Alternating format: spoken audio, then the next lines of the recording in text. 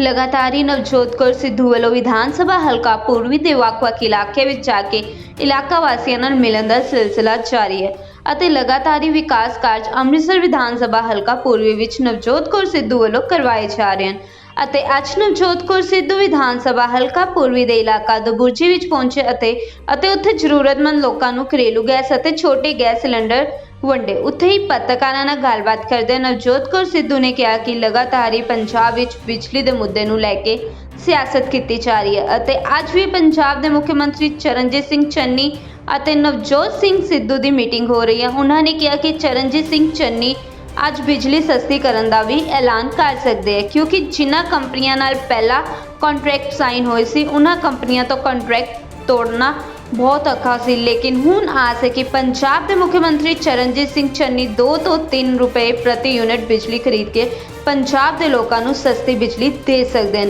इस दे नाल ही उन्होंने कहा कि जो भाजपा की सरकार भारत विच बनी है अजिही सरकार किसी देश विच भी ना बने।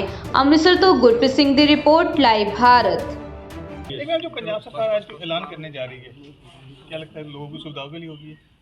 100% आज तक जो हो रहा है लोगों की सुविधाओं के लिए हो रहा है। खुशी जब उन्होंने कहा है कि मैं दिवाली से पहले कोई खुशी दूंगा तो पूरी उम्मीद है सीएम साहब के साथ, बिकॉज़ पिछले 10 दिनों में नवजोत सिद्धू या सीएम साहब के साथ जो मीटिंगें भी हुई, जो प्रेस कॉन्फ्रेंस भी हुई, रात तक भी मीटिंग्स चली, तो वो इसी बात पे चली कि हमने वादा किया था कि बिजली सस्ती देंगे और जो हमने प्राइवेट कंट्रैक्ट साइन किए थे। देखो पहले क्या प्रॉब्लम आ रही थी कि कंट्रैक्ट टूट नहीं रहे थे, इनको लीगली बहुत मुश्किल होता है कंट्रैक्ट्स को तोड़ना, पर अब क्या था कि इनको कोला रखना पड़ता है कम से कम 1 महीने का, तो इन सब के पास कोला नहीं था।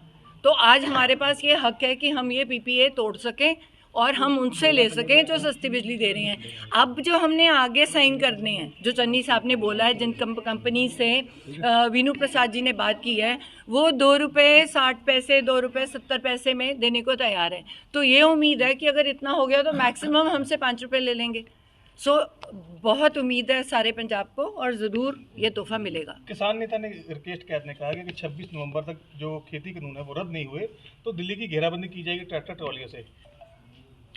देखो मैं ये मन में ज़रूर रहता है कि कोई भी इंसान को चोट ना पहुँचे। कई बारी हम ऐसे डिसीजंस कह तो देते हैं।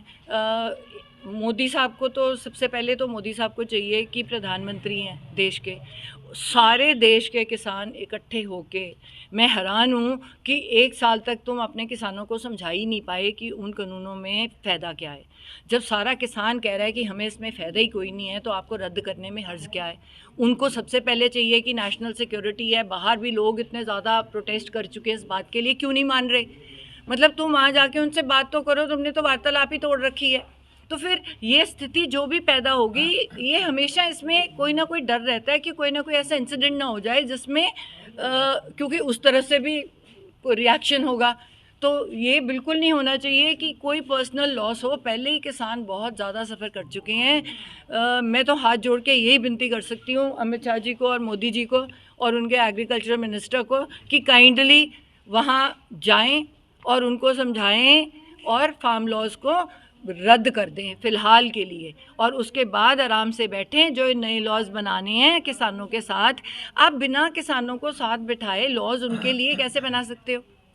आप डॉक्टर्स के लिए बनाते हो तो डॉक्टर्स ही बनाते हैं ना, साथ में बैठते हैं आईएमए के डॉक्टर्स। तो आप किसानों के साथ बैठो और उनको पूछो कि आपका फ़ायदा किस में, नहीं तो आप समझाओ कि आपको कैसे फ़ायदा है। अब ये मुझे कहेंगे कि तो ये छोटी सी जगह है, यहाँ पे तू ये चीज़ उगा ले जो मैंने सुनी भी नहीं है और तू उस देश में बेच दे, तो ये तो पॉसिबल नहीं है ना। देखो मीटिंगों का सिलसिला जो बंद है, हाँ, उसके वो बाद शुरू नए पंजाब की बात कर रही है बीजेपी की, हम नया पंजाब में नया नारा लाने की बात कर रही है, तो कैसा लग रहा है कि वो क्या सियासत करने की बात चल रही है?